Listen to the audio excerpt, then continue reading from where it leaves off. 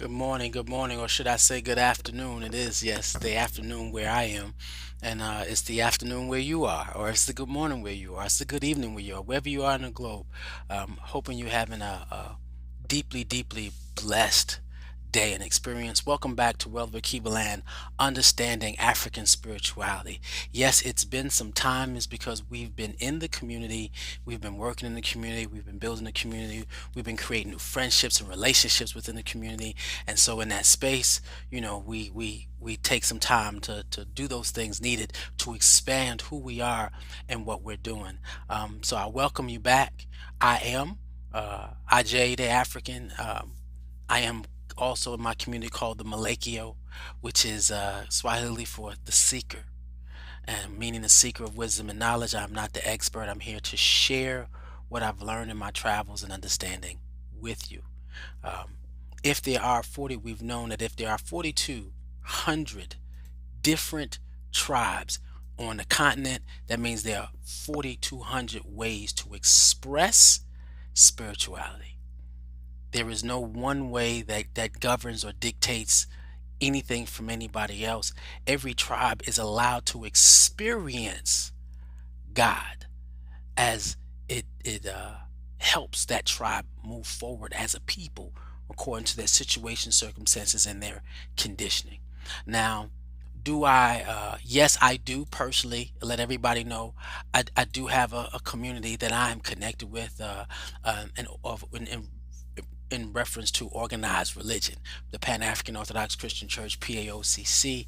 I do also have a traditional African culture or spirituality class that I study and take. Now, both of them were introduced to me within my church community. Now, when we first became members of the church, one of the things that they said as we began to, and what my community did was they said we need to start bringing people back to African spirituality, African culture, African traditions, and without throwing away the whole thing in terms of faith, we need to take another look at how we see ourselves, or how we are going to define the spiritual beings that we are in terms of claiming, the Christian faith.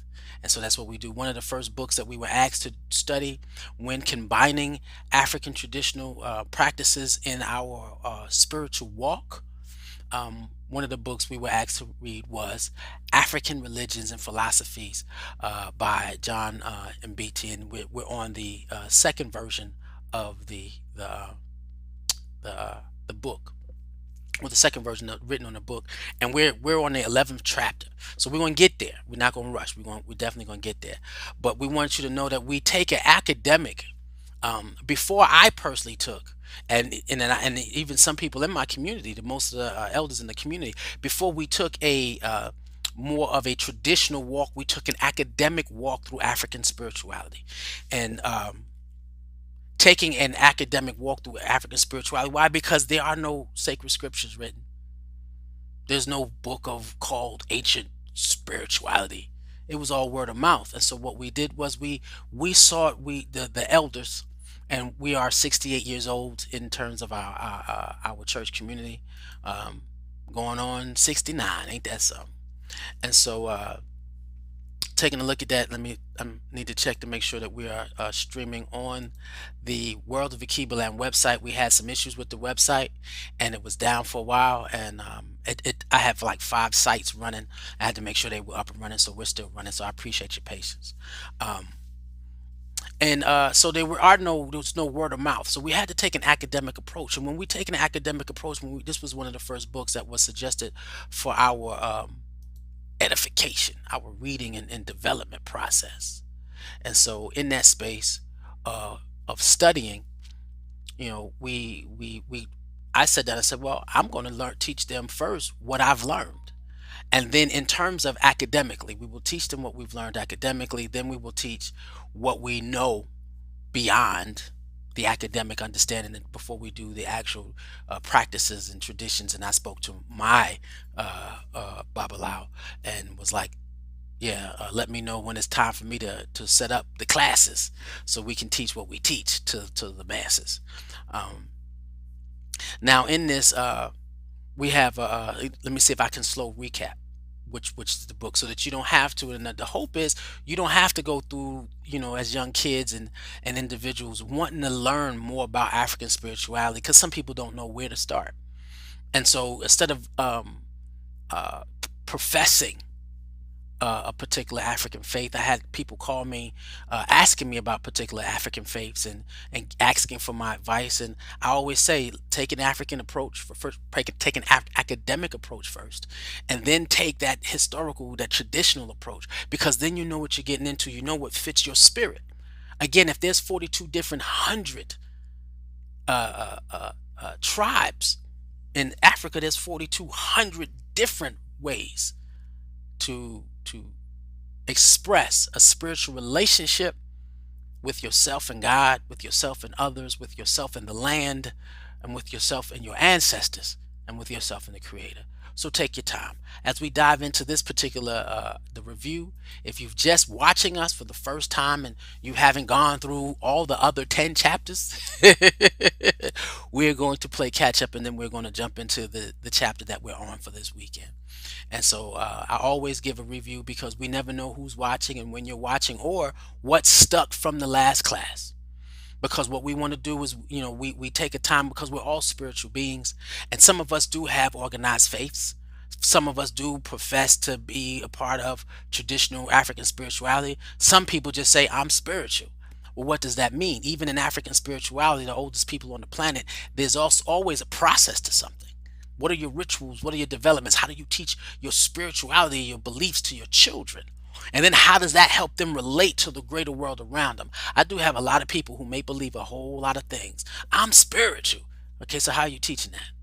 And then when that child enters into the world, how are they defining that in their everyday walk? And then how does the world approach them according to?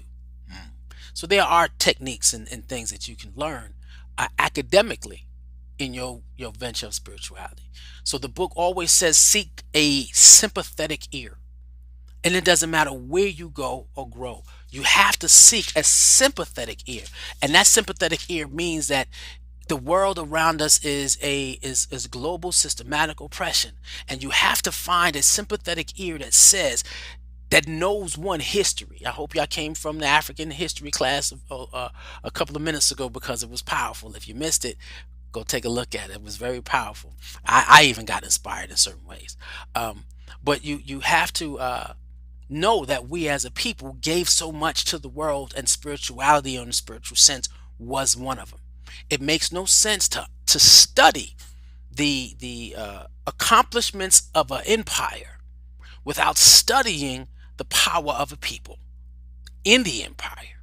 Now, when we talk about, in the African Speaks, which is another show that we watch, as well as the African spirituality, no, Akibaland Inspirational Sundays, that we also watch. And now, just let you know, we speak on that. We've been talking about the God particle. We speak on the DNA and the structure of who we are as a people, that helps even more prove how we are deeply spiritual beings, directly connected to the Creator. So if you as I talk about these other programs, if you're watching us on YouTube, please hit subscribe, hit the notification bell, because when those other programs go live, and we do other things online, you'll be notified. If you're watching us on Facebook, yeah, always like, comment, share. This helps to create the algorithm that you can't see, so that individuals who may find an interest in this material will be there. If you're watching on World of Akibaland website, because again, we just fixed the website just to make sure that it streams every time I go live. It's live there. And always hit the donate button and bless us, so that we can continue building and growing and developing programs across the globe. We got so much coming. I've been putting so much elbow grease work into building onto the community, so that way these next events that we're able to do citywide, and then globally, countrywide, right? So we citywide is one thing, and a lot of times in my community when we talk about doing a national, it's only the 4 states that we exist in. Well, when we go national with the project that we're about to go national with, it's going to be actual national. It's, if it's not global, everybody in the world will be able to participate, and so do that, because what we're working on is making sure that we can experience spiritually who we are in this world as a people, and let that manifest in our lives, and we come together in that communal nature in which we've been able to build empires. Let's continue. So in this book it talked about the 3 aspects of African spirituality: monotheism, polytheism, and animism. And monotheism, of course, is just one God. Polytheism is one God, a lot of different deities, and then animism is a divine God.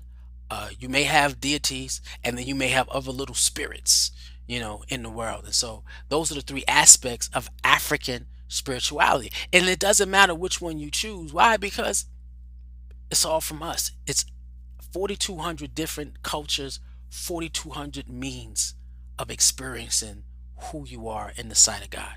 Whatever works for you, and whatever makes you feel more powerful, makes you feel more connected to humanity, makes you have a desire to live for life, makes you be able to see the God in everybody and everything. Everybody and everything. I'm all for it. So either one. It also stated that the areas of spiritual living and being, or the existence of spirituality, was in 4 areas. The Muntu, and that's anything with intellectual capacity. If it has the level of think and conceive thought, it is the Muntu, right? The Kintu is everything that the Muntu has dominion over. So Muntu, of course, will be man, it will be God, it will be ancestors. That's the Muntu realm, aspect, category. It could be certain trees, anything that can, or entities that can have intellectual capacity. Uh, Now, the Kintu is everything that the Muntu has dominion over. Hmm, right. Things that don't have intellectual capacity. Animals that don't have intellectual capacity, a higher intellectual capacity. That's the Muntu. I mean, that's the Kintu, right? So that realm of life is the Kintu. The Hantu is time. Now, we said that time also has 2 areas. There's 2 areas of the Hantu, and the Hantu, the 2 areas of the Sasa, well, you barely see it, it's up there, and the Zamani. The Sasa is the now, it is the present. The Zumani is the past. Now, the person who has more Zumani is those are elders, those are sacred individuals. You have more Sasa than anybody else. You have more Sasa. That means you have more Sasa. Those are sacred individuals because they are of deep wisdom. Those who have more now. If you notice, there is no word up here for future. Because in African spirituality, they don't deal with the future as in something that's actual. It hasn't happened yet, so we don't know. We only deal with actual time, the time that has passed and the time that is. That's how they are able to get the most out of who they are in terms of when you look at history and what they've been able to accomplish, or we've been able to accomplish as a people, right? They live in the now. Where you have a religion now that tells you to wait till the by and by to get your blessings. No, there's no word for future than in African spirituality that says wait till tomorrow. No, it's most important to be the best in God at the moment you're standing in. And so sometimes I wake up and be like, God, I apologize for my yesterday, because I gave time to you, but I don't necessarily feel I was at my best. And so I'm always asking for forgiveness in that note, and trying to do better every second I get. And the fourth is the Kuntu, which is the modality, how you express yourself in God. And that's rituals, that's offerings, That would be dances, that's sermons, you know what I mean? It's prayer, it's meditation.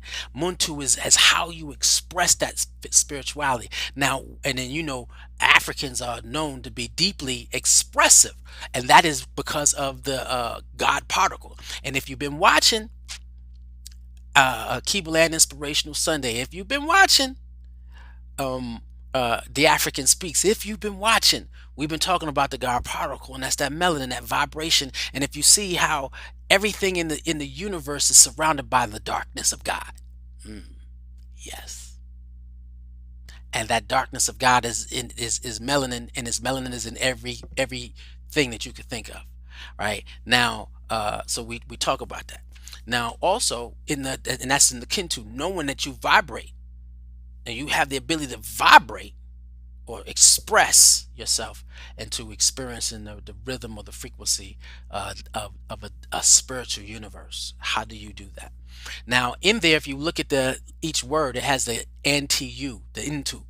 That is considered the spiritual energy that flows through all categories. And to some in the Christian world, that's called the Holy Spirit. But in African spirituality, there's no name, it's just the into. It wolves its way through all levels of life. Wow.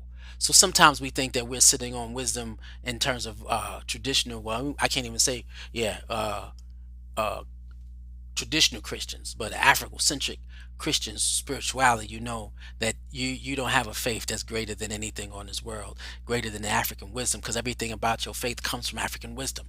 And the minute that you embrace that is the minute that you start experiencing how powerful your African faith truly is, or your Christianity is or is not, depending on how much it truly connects to the African wisdom and how much it does give credit to what we've given to the world. You'll find yourself when you know thyself. Ain't that so? So we dealt with the nature of God, and in dealing with the nature of God, it was all God is all knowing, all seeing, and God is everywhere. It is no different in African spirituality. And again, this is why you have to listen to it for a sensitive ear. With that sensitive ear, the sensitivity of the ear, you can see things, you can experience things, and know that, wow, it is a commonality. Whatever faith, whether it be my Muslim, my Islamic side, or whether it be my Christian side, or whether it be my African side, a Jade African, I'm going to embrace it all. Why? Because it's the nature of God. God is not separate from anything, and I can find God in me in that. And so we dealt with that. We also talked about the work of God. God at work, the things that got everything. And in African spirituality, everything is created. There's nothing separate from God. There's nothing that is removed from God. Everything around in African culture is sacred. It is sacred. Now there's some things that that they say when like a thunderstorm. Thunderstorm is sacred, but some people like that's God being angry, but it's still sacred. Hmm. So you look at the work of God in all things, all creation. It's not nothing that you can't find. Even metal, my spoon from my oatmeal. Everything has God particles and energy within it, so it's all sacred. Africans believe that we live in a spiritual universe, a deeply religious universe, a universe that is in deep harmony, and that is the work of God. And you are at line with God when you are in harmony with all things around you. And then we talked about the other topics was the nature and God, and that's the rain, the trees, the water, the rocks, the soil, animals. There was nothing separate from God. Some tribes believe that God gave them cattle, the Ashanti. That God gave me cattle. He gave us the Ashanti cattle. So when they would go into neighboring villages, they would take the cattle. It wasn't stealing. Not to them. It's because when God created man, he gave us cattle when he created us. And everybody sees themselves as in their own mythological statements of this is where we are. This is who we are. This cattle, this cow belongs to us. The goats are sacred. You have certain things that are sacred. Rocks, sacred. Crystals, sacred. Let me get my water. I pray over my water before I drink it because it's one of the most powerful elements on the planet. Sacred. you know. And so we dealt with that. Then the issue of worship. Again, that God code. We vibrate on a frequency of 1.61. Well, we try to reach 1.618, which is that divine code of God, and we vibrate the higher frequency that we can find vibration and more connection. We can experience the Creator in worship, giving praise to all things around us. And so this is worship is dance. It's and it's the drums, it's music, it's the chanting, it's the singing, it's the sacrifices, it's the rituals, the incense burning, candle burning.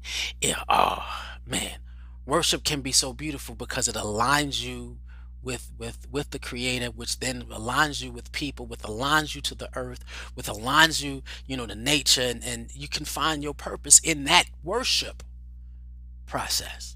You find your medicine during worship, during your surrender. You get your voices. Your ancestors will speak to you. Things will come to you where you didn't even know where they come from, and you'll be able to access the abilities and the purpose that are in you. Now, we also talked about in other chapters, which is the African deities. Yes, we talked about African deities, which is within polytheism. We dealt with how those were broke into different levels, and then now those deities you have the deities, which are the gods. You have the spirits uh, within the you got the spirit of fear, spirit of anger, spirit of wealth, right? You have a lot of spirit of joy. There's a tons of spirits that you feel that are not necessarily amplomorphic, where man takes value over everything. Um, and sometimes, and that's another thing that I don't know if we described it, that's how man actually sees and begins to define the world via anthropomorphism. And then you have what is called the living dead. And now the writer of this particular book named it the living dead. That's not what Africans necessarily call it. He didn't know what else to call it, but it's the realm of the ancestors. And he says the living dead. He says because each when an ancestor transitions over to the spiritual realm, it's stated that they are able to accessibly exist there for the next 5 generations. They're directly accessible for 5 generations. They don't turn into spirit yet. And spirit is not only the descriptions of what I said, but it's also those ancestors who have been forgotten. They're still here. We just don't know them by name.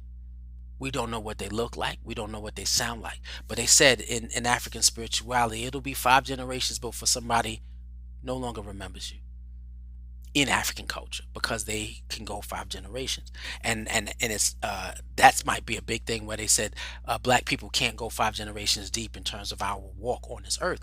I believe right now in see my season years, we just reached 500. 5 generations here on this earth. We just reached it. I got my Aunt Bonetta. Then you have my generation, my mama's generation. No, it's no, Aunt Bonetta is my mother's generation. Aunt Bonetta. You have my generation. Then I have a child. Then I have a son. So I got four. Now some of my cousins, their kids, their grandkids got kids, right? Right there. So we almost there, according to me personally, the lineage that comes through me. Almost there. So I got to be here long enough for my grandbaby to have a baby. So if my grandbaby has a baby and they get to see granddaddy, then the memory, and you want that. And we'll talk about that when we start dealing with this new chapter.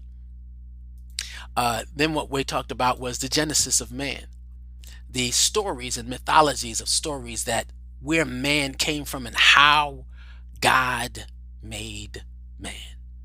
And so there's a lot of myths here in this area in terms of the make of man, but it was clear, and some of them say, you know, how do we get different human beings, and they're always sacred mythology in every area. And so understand this: this is not about, this is definitely not about one system of African spirituality meets all. Right? It's not one, it's multiple different versions of African spirituality. multiple different versions of African spirituality, and that's how that works. Let me sit down and say I gotta share this if I can share because my computer was having problems sharing, and so hopefully it won't have a problem sharing now. There we go. And so, how did God make man? And in one version, it says that man was made via multiple different colors of clay. That's how you got multiple hues of man. Um, God made man, and God became upset, with man always trying to reach out and talk to him. So God separated himself from man. There's so many ways, different stories. One says that God didn't make man, and you know how to say once in the Christianity it says God made man and then he gave woman to keep him company. One said no, God made man and woman simultaneously as husband and wife. The first institution that God requested was family. Wow.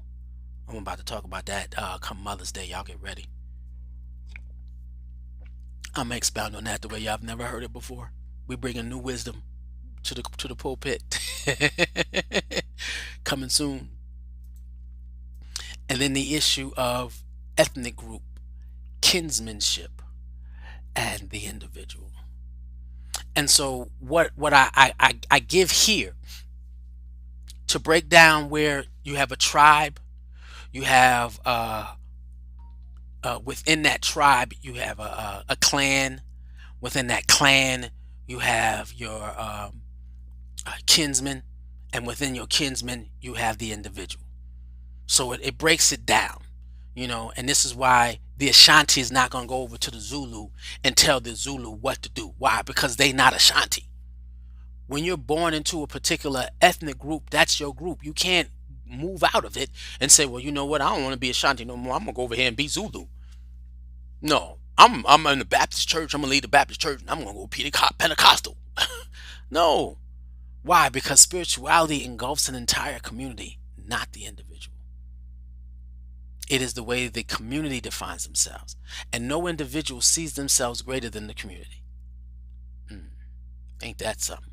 So they're able to have an identity in God, and how they were raised and grow up and develop as a people. Ain't that something? So they stay true to who they are. The best example I can give to how the makeup is was the family and community structure of Wakanda.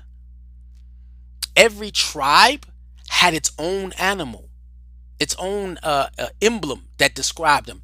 The tribes had their own scarrings, right? And in there, you had other tribes with clansmen within that tribe. But they were one people.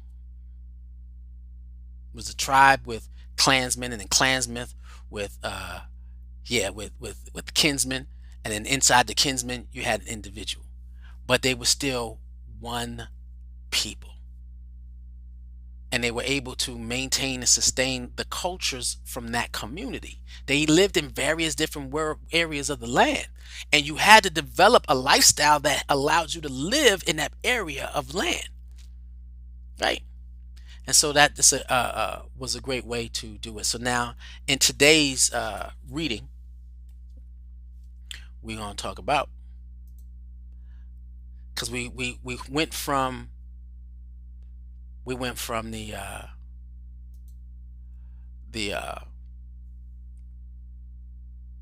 describing of the community and tribes to dealing with the individual, and that was the last part. Because now we're connecting to the individual, to the greater experience in African spirituality. How does an individual see himself within African spirituality? But no individual sees himself separate from his people, his culture, his kinsmen, his ancestry. No individual sees themselves outside of the group experience. Not one. And so in after the chapter 10, when they break it down and get you down to understanding everything that governs the individual, then they say, well, we're going to take it now to helping you understand in African spirituality the events of how an individual becomes a part of the community, where she begins to become aware of who they are. And so, chapter 11 is about the birth and childhood, the birth and childhood of an African individual. You know, now, let me see if I can stay on here first. And so in this birth happens. The birth of a child happens way before the child comes here. The birth of a child happens way before the child gets here. The birth of a child starts for them starts with the conception. The minute a woman is conceived, in certain aspects, and this is not, again, this is we're dealing with generalization, so this is an academic approach, so nothing is absolute according to every source of spirituality. So these are generalizations and common things that they've seen throughout the different tribes and way they view it, but they try to find some commonalities. They give some great examples of particular tribes too. um, in the process of developing this, yeah, there's no way I can find pictures, and it'll take me forever to break down graphically what I read. So we're going to do the best we can in reference to that. But the birth starts at the conception of it, and it belongs to other society, right? So this whole process of the birth of a child does not belong to the independent woman. It belongs to the community as a whole, because in that space, it's every your kinsman, everybody plays a role in the pregnancy. What? So we hear the phrase, it takes a village to raise a child. That means it doesn't. And for us, and this, up until I was reading this, I'm thinking after birth, and they said no. Mm-mm. It starts the minute she says she's pregnant. I said, wow. Immediately, the community comes together on this behalf. Immediately. Because the process of being pregnant is so sacred. The woman is so special to the community. The child that she is having is a blessing to the community. So this is not a journey that she takes by herself, but this is a journey in African spirituality, pregnancy, and God blessing the body to have the baby. That's a community's effort. And in that the pregnancy, they say pregnancy when you get married, they expect a baby almost immediately. Almost immediately. As soon as possible, you can have kids, have kids. Because it is the continuation of society. It is the continuation of life. It is the development and growth of a people. It is a hope that tomorrow it will be taken care of because it's here. And so it's a sacred experience. And in the marriage, it's the final seal that validates the marriage. Having a child with the woman that you've given vows to.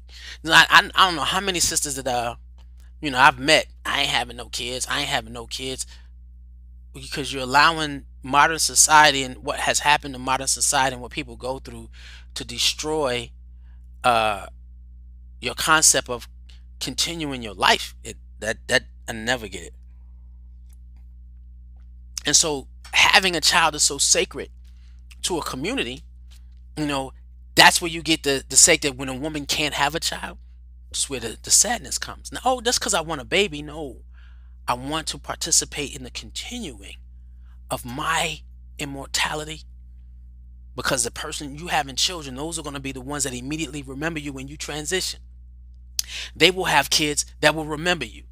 And if you good, blessed enough to be here for 4 generations and see 4 generations after you, which makes you the fifth one, for going down, that means you get to, as you transition, you will be remembered more on this side, so that when someone needs you, they can call your name. That's the living dead. They're still directly accessible. And so unhappy women are the women who cannot bear children. And that's why it's so heavy for you. And it took me a minute to understand it. Why? Because you can't. It's not because I want to be a mother. I'm called and created to be a mom, to continue life. It's a continuity of a mother's and a father's immortality. It's a continuity of a community, a people, a race. This is why now they in modern society they're trying to slow down our birth rate. That's why you can't be drinking all the stuff you drinking, brothers, because they putting the sterilization in there. It is what it is, but because we producing them, but we're not raising them. That's a problem. We are still connected to a slave mentality where we don't understand that this whole process is a sacred process. She is gifted, she is blessed process. Now dealing with African history, she birthed a humanity, African woman. It's a process. Wait till, man, y'all come and see Mother's Day sermon. It's gonna be powerful. Um, Process. And in that, so the minute that she is conceived, most of the time we say, well, I don't have no responsibility until the baby's here. No, black man, black families, that you have a responsibility in African spirituality. There's a responsibility to not just the baby, but to the process of the baby coming into the world. And so that it's ritualistic in African spirituality, and it changes per community. That will change per community. So in certain ways, in terms of ritualistic, certain things happen, things change. Some say that and then so there are restrictions and regulations placed on the mother who's expecting. The whole process is ritualized. It's not just you got to do, no, it's a process of manifesting the best spiritual possibilities of her accessing God power, of the baby receiving the best spiritual energy possible above all things. So they say some restrictions, no sex. No sex. Yeah, even though she's charged, they said no. Some tribes, no sex. Maybe just before, even going after the birth of the baby, no sex. It's like a process of um, the man carrying some of the burden, but then there's also that energy exchange. No intimate energy exchange while she's in this process, because that's how sacred she is right now, and how much that, because we don't, and I, no sex. We'll get. I don't know who's watching and the age group is watching, so I'm gonna be careful. They said they separate. There's a separation. They said sometimes the pregnant mother has to move from home. She goes back to where she either is in her house, or she goes back to her parents' house, or she goes to a special house where women are taken care of completely until she gives birth. Um, Sometimes she lives with other women. And there's one that was strange, that she doesn't speak directly to her husband. There's a separation between them. One, because of whatever energy he's working and carrying, and whatever he's dealing with, he doesn't put on her, because at this particular time, all she is to focus on is being the best vessel she can possibly be, so that to give that child an opportunity to come out as strong as possible. And so sometimes you don't even speak to your husband. You have to have an interpreter or somebody that goes in between to interact, so that way when you delivering the information, you're delivering it in the spirit of just communication, not in the spirit of whatever whatever frustrations the man is feeling, right? Or whatever frustrations she may feeling because of her change. They say women change when they get pregnant. They sure do. Yeah, you can't talk to your man. You had to speak to the woman who, because some, maybe in the issue of discomfort, you're speaking to the midwife who is carrying. You don't speak to him.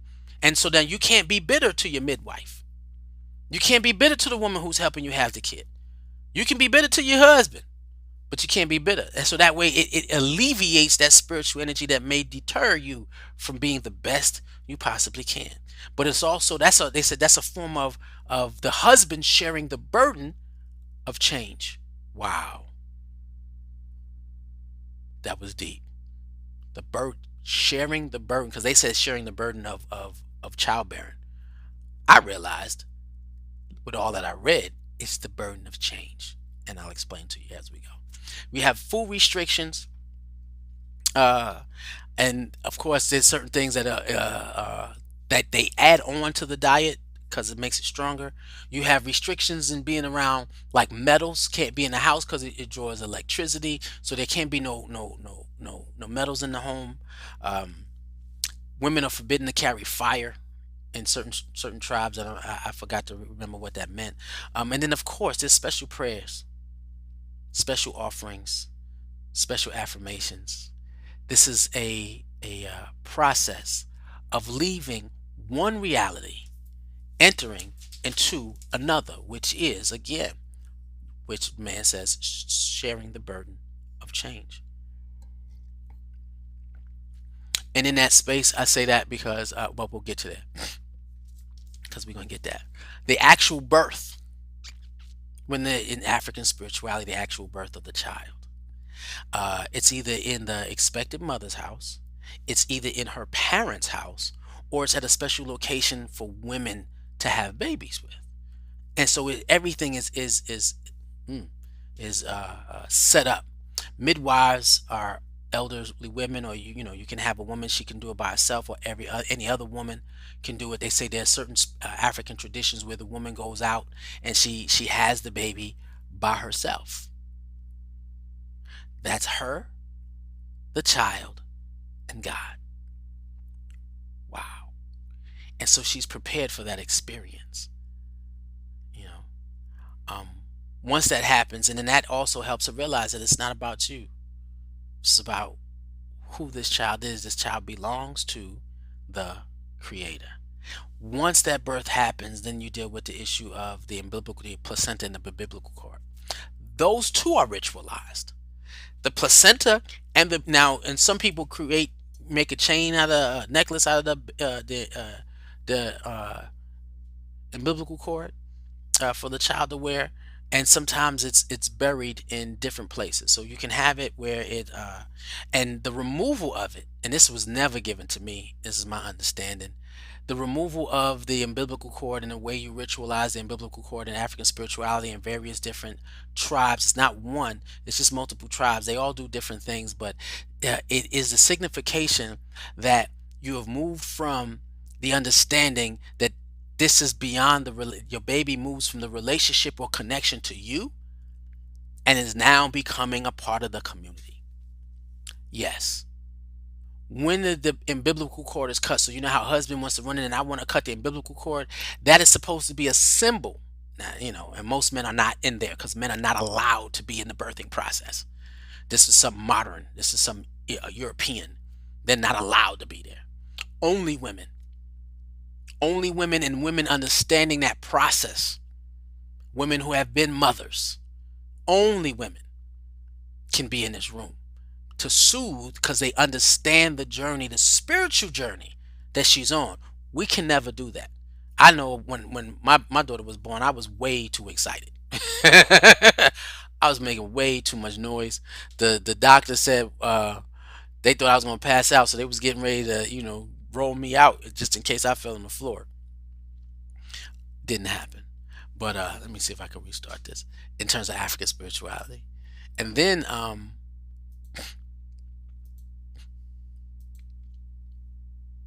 no, that's not it. Where you at?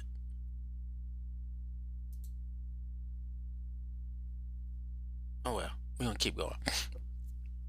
Oh, here it goes. Is this one? Yeah, okay. I always sometimes like to see that third eye glow. It does something for me, and it activates my third eye, and I'm able to flow even more and even better during these moments. Um, and so it's with some people in the is buried in the under the house. It can be buried in the in areas of fertile land. Wild land, untamed land is buried there to signify fertility, right? And so she can have continuing to have more children. And it was one tribe that I read that said they actually take it and throw it in the ocean, which signifies the transition of that child being only the property of the mother, but now is a member or a connection to that community. So when when they're ritualizing the placenta and they're ritualizing the umbilical cord, it's the symbol. It symbolizes the separation from the ownership from the mom to a member of society. Wow. Most time parents are my baby, my baby, my baby. This is what we're taught. This stems from slavery. My baby, my baby, my baby. But when we talk about the issue of it takes a village, it happens way before the baby comes out of the womb, and it is understood by the parent that this baby does not belong to me, it belongs to God, and it is the access of the community almost instantly, because we're dealing with the issue of and again it takes a village. Is after child care. Before, in some cultures the baby has to be, we can find this picture, get this picture right, 'cause I think I have it.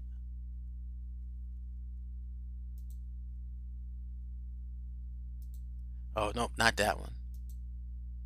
We're gonna switch it to this one, right? After child care, in certain instances, before the mother can touch the baby and before they can night you create, the child has to be purified, has to be blessed. Whatever, I know in Christianity we assign angels, and those angels also, we got to assign demons too. Those things that come after us to try to detour us from where God would have us be. So the baby is purified, and then you have those spirits, jinns. In one society calls them a jinn, where that they're connected to the baby, and you make sure that whatever spiritual entity that is connected to this child and to this bloodline, because they talk about breaking chains. It's real.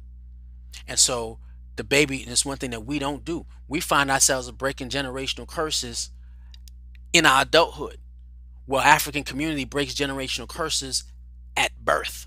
The community comes together to purify the child and breaks those generational curses. Then the child does not grow up with the curse. The child is prayed from it. If the father or the mother and anybody recently have done anything that is against the creator, you're not attaching to this one. That's a beautiful thing. That's how we're able to create empires. Y'all get it? Some tribes, mothers are kept days away from their babies, weeks away from their babies. That doesn't mean that the baby's not being cared for. That means that she is slowly being transferred into the newness of who she is now and who that child is. She has brought something to the community to extend her immortality and the mortality and the mortality of the tribe or the people. They may be kept, and some of them are, not only are they, the mother and child are kept from each other, but some of them they're kept from the community itself. In that space there are rituals. Once the baby is born, there's rituals that certain tribes do when it comes to hair. They cut off all their hair, because your hair symbolized who you were before motherhood. Wow. Cutting your hair off helps you understand that it's a process of death and resurrection. It's being born anew. Wow. And that doesn't only happen for the mother, but it also happens for the infant. You're born anew. You're coming out of the relationship between mother and child, which is sacred, into mother child family community. You cut your hair off. And the way they ritualize the hair, and certain African communities do it differently. They all don't do it, but some of them do. They cut the hair off so that it starts a new process. You are a new being. You're not the same woman. You're a mother, which is even more sacred. You are a mother. And some of them shave the hair of the child. They don't wait. They sit down and cut all the hair off. If she comes out, why? Because this is what you grew with your mom, and hair has energy. We know that. Hair is an antenna for vibrations. And so they want new growth to signify new life. It's also a process of being born again. What? Was all over this book. And I was just like, wow. Wow.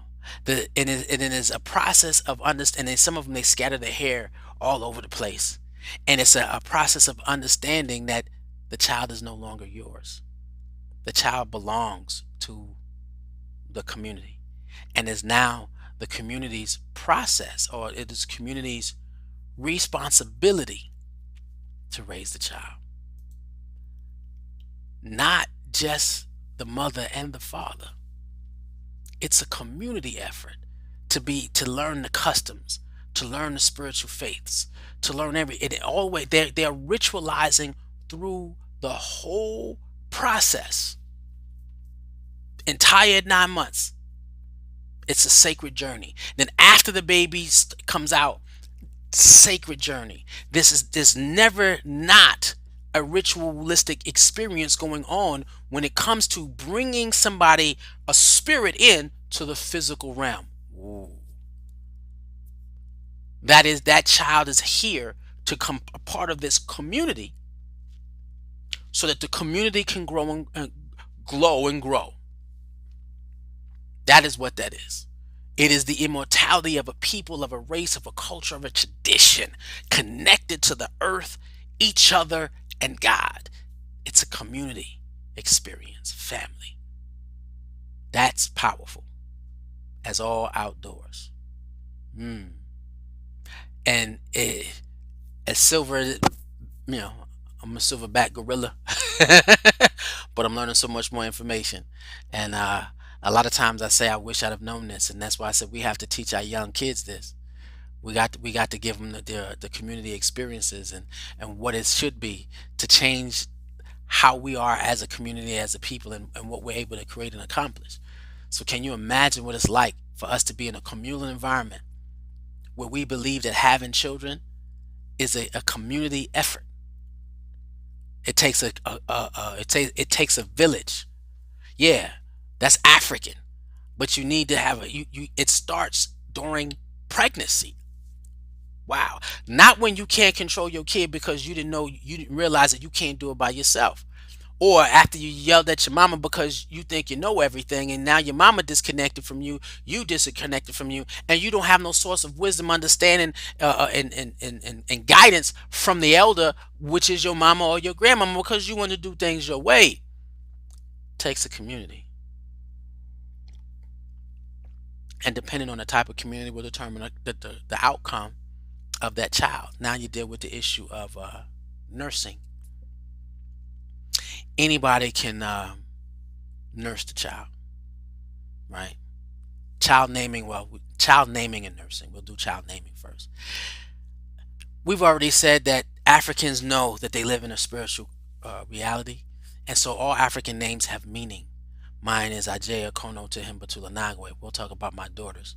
My daughter's name is Ayana Mantala Tehim Batula Nagwe. Beautiful one who serves God. You stand as a nation. Stand as a nation because God is with us. I prayed over it and over it and over it and over it, and I was listening. I was listening to what I could feel.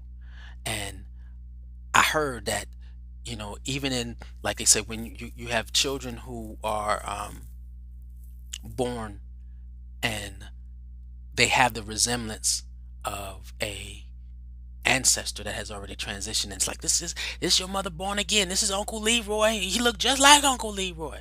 Uncle Leroy been gone. And so sometimes when the baby's crying during the naming ceremony, they will go over the name. Some tribes will start naming African ancestors. And when the baby stops crying when they hear a particular name. Olu! That's that Olu, that's that ancestor resurrected. Imani, you know, just different African names, African ancestors that you may know. Folion, Akonke. Subira. I'm naming mothers of our nation. One love, memories. Um, but it is a community event. It's sometimes it's an ancestor, sometimes it's a purpose. Aj, messenger of God. My mother was crying. She was bawling when I got my name. She said, "This is they know exactly who you are. They knew it is my turn, which is an attitude I have.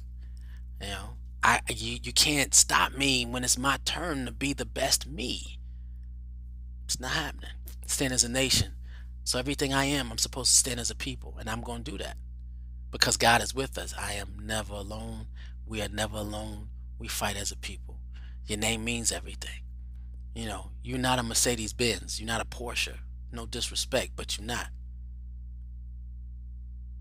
You know, you you're not a planet. Your name not Pluto. Your name not Mars. Uranus. No. You're not a John. You're not a Lucy. No. Sometimes it's the African names are the days in which you were born and what that spiritual moment means, or it's a season, rain season, storm season. It connects you to the moment that you life came in life, you know. And so it's a beautiful thing. And now with African naming without the community, you'll find an African with tons of names. You keep naming, you can keep getting names until you're gone, as long as you keep growing and developing and showing the different levels of who God calls you to be. There's a name for every level of who God called you to be. Ain't that something?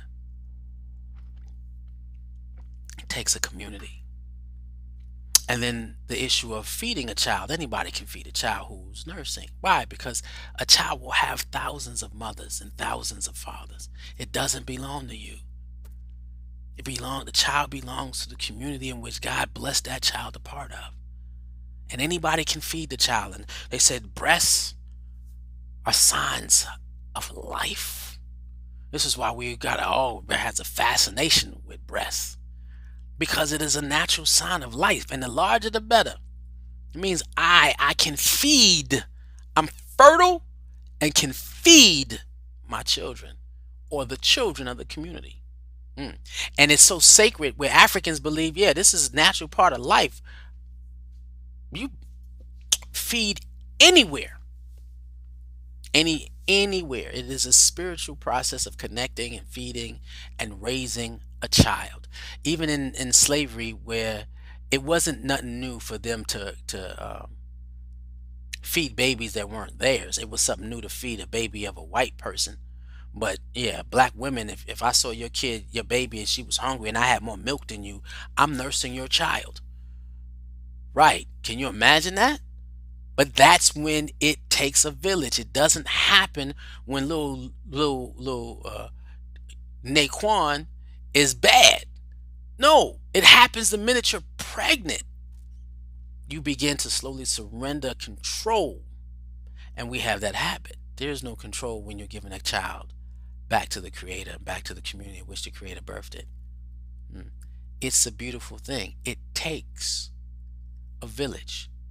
And so what else, would the child need? And that's where he becomes an incorporated being. And there are ritual stages through that child's life where after, and we're between 5 and 10, where they can actually go to work, help out in the community. You're a functioning part of the community. You're not just a toddler. You can go to work.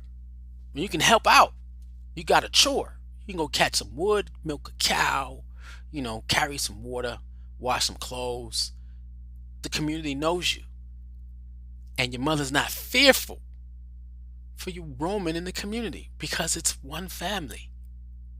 One family. I watched a girl next door across the street have that natural experience. She had just moved in our community and she saw the kids down the street. She didn't know them.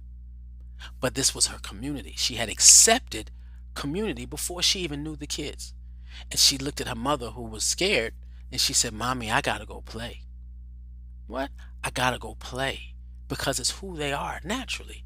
So she runs down the street. She runs in the neighbor's yard, and there's a bunch of kids playing soccer. She runs on the field.